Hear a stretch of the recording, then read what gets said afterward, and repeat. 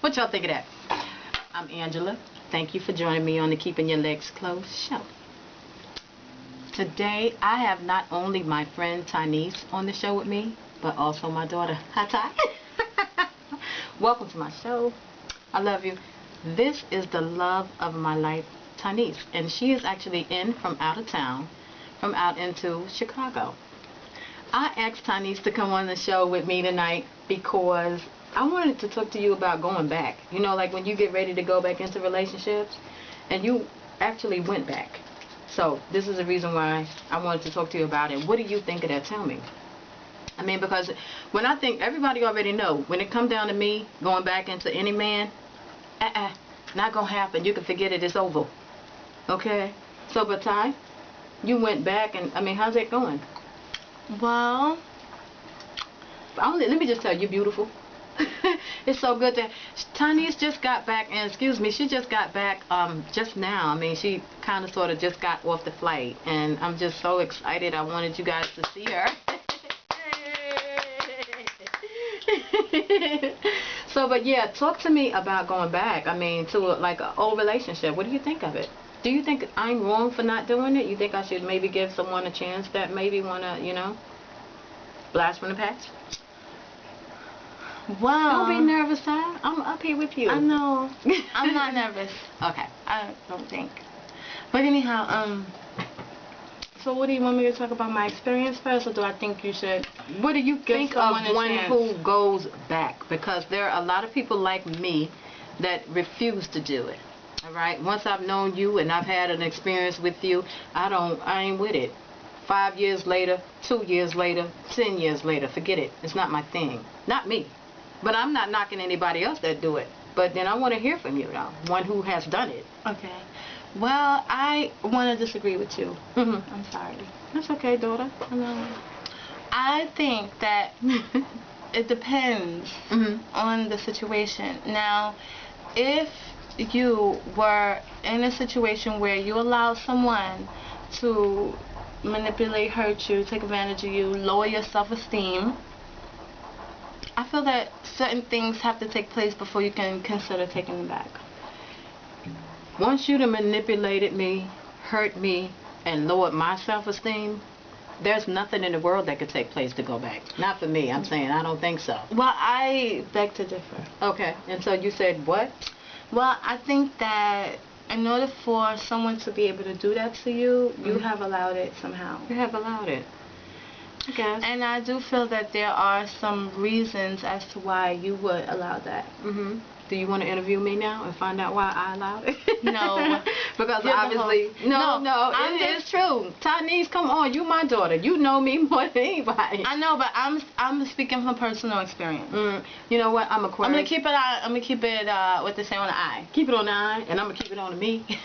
Right. I think that when someone has manipulated you, reduced your self-esteem, and hurt you, you allowed them to do it for some reasons that we don't even discuss. You know what I mean? Right. Yeah. I mean, it could be like things that have nothing to do with a relationship. You know what I mean? Yeah. You could be in a point in your life where you don't love yourself for many reasons. There's a lot of reasons why you wouldn't love yourself. You think that it's a lack of loving oneself? Yeah, that they allow definitely. people to do things like that too? Yes, most definitely. When you love yourself, people have a tendency to love you. I agree. When you I think I want to agree with you. People have a tendency to respect you. And you know what, Ty? Coming from one who has been manipulated, hurt, and taken advantage of, I want to say that I do agree with you to a certain extent. Right. I say to a certain extent because I'm like, once you see that I love you and I have been a friend to you, because one thing I do truly believe in being friends with someone, you know, first. Right. Before I get into sexual relations with them. Right. I do. And I somehow in my mind I'm thinking, well, listen, I've been your friend. How dare you take advantage of me, manipulate me, or hurt me? Right. And I'm Aquarius, you know, and I think,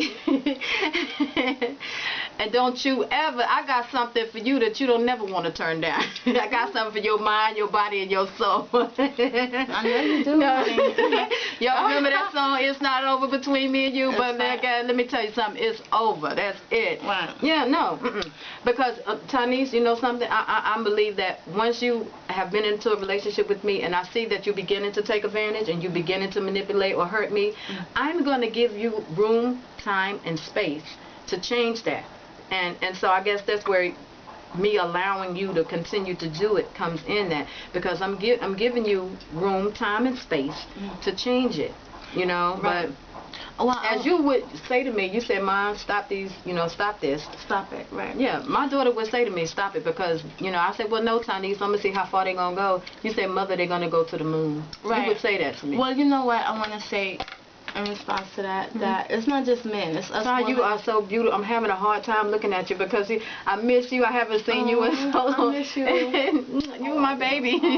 And when I tell you that you are beautiful, you're one of the most beautiful things I've ever seen in my whole life. I'm serious, Connie. Next to you, Mom. Next to you. This is the creator of me. There's no way. This girl is something. What do y'all think? Somebody hit me up. Okay, yeah, I want to say this too, though. Like, us as human beings, all of us, not just men, we are like opportunistic people, right? And the reason why I bring that point out is because it's like when someone sees that you're willing to direct your love and your attention towards them, as opposed to yourself, they see something in you. And then when they see something in you that you don't even see in yourself, sometimes we may not even be aware that we Do you think that what?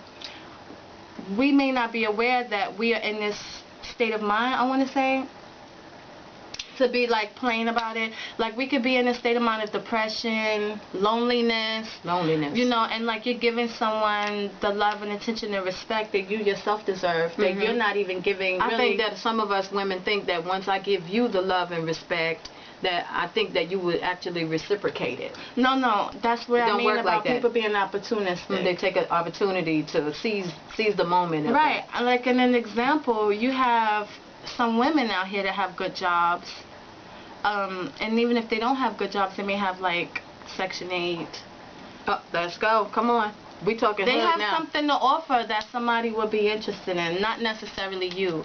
When they see like a certain weakness in you, where you're giving them all the respect that you deserve, that they're not reciprocating. They know they're not reciprocating it. You know they're not.